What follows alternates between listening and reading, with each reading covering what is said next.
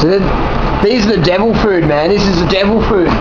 So I'm gonna do a tribute to Fred Beachy, Paul Nissen, Matt Monarch, David Wolf. And I'm gonna say no to bananas for dinner. And I'm gonna say yes to potatoes and beetroot.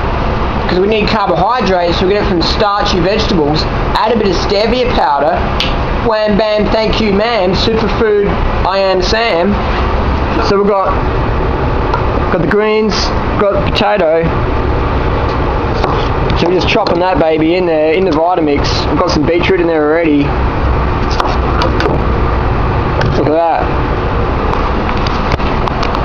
Potato. Oh, beautiful. It's like French fries. A bit of stevia powder, it's like candy. So we'll slap it in there. And we'll blend him up nice and good. Good source of carbohydrates, a bit of protein in there. Tastes like crap, but hey, that's not what it's about. As long as the sales are good on the website, that's all that matters, man. Sucker born every minute. Make sure you're eating your fruit and veggies. See you later.